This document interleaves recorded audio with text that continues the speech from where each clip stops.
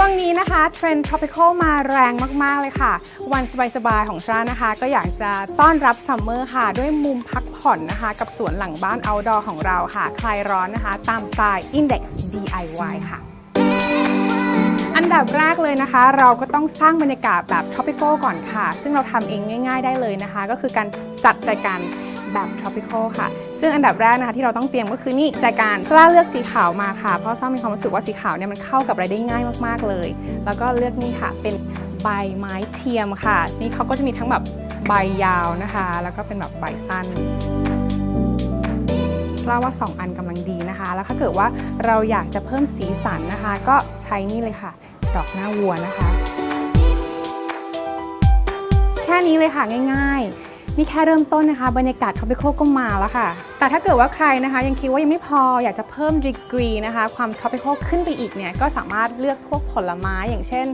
พวกสับปะรดแตงโมหรือว่าพวกผลไม้สำหรับหน้าร้อนนะคะมาตกแต่งคู่กันก็ได้ค่ะ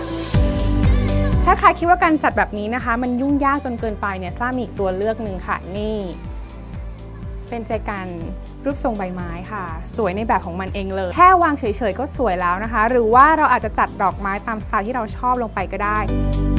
ซึ่งเขานะคะก็มีหลายไซส์หลายขนาดแล้วก็หลายรูปแบบมากๆเลยยิ่งสามารถวางเป็นเซ็นเตอร์พีซอันเดียวก็โดดเด่นขึ้นมาได้เลยค่ะ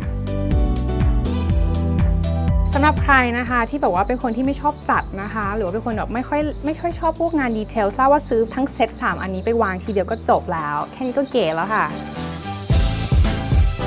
เมื่อสักครู่นะคะเราก็ได้จัด Area Style Tropical ไปเป็นที่เรียบร้อยแล้วนะคะตอนนี้ก็ได้เวลาที่จะมาทำอาหารว่างกันบ้างซึ่งวันนี้นะคะซ่าเลือกมาเป็น Mango Smoothie ค่ะทานคู่กับผลไม้ค่ะ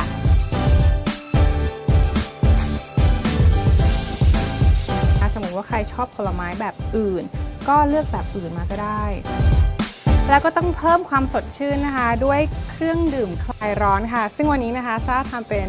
Mango Smoothie ค่ะแล้วที่วันนี้นะคะซ่าเลือกเป็นแก้วสีใสมานะคะเพื่อที่เราเนี่ยจะได้เห็นสีของเครื่องดื่มค่ะส่วนด้านบนก็สามารถท็อปปิ้งด้วยผลไม้เพิ่มสีสันเข้าไปอีกได้เลย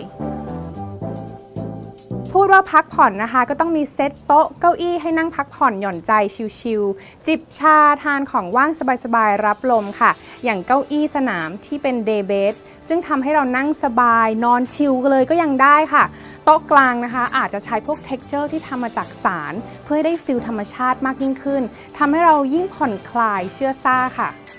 เป็นยังไงบ้างคะกับมุม tropical style กับซาร่าถ้าเกิดว่าใครอยากจะทำตามเนี่ยนะคะไม่ห่วงเลยค่ะแต่อย่าลืมแชร์มาให้ดูกันบ้างนะคะสำหรับเรานะคะอยากทำเองก็ได้หรือว่าจะทำกับเพื่อนก็ได้นะคะจะเป็นงานกลางวันหรือว่างานเย็นชิลๆก็ได้ค่ะแต่ถ้าใครนะคะอยากจะตามแบบซาร่าเลยเนี่ยไปได้เลยค่ะที่ Index Living Mall ทุกสาขาทั่วประเทศไทยแต่ตอนนี้ซ่าขอตัวไปชิลก่อนนะคะ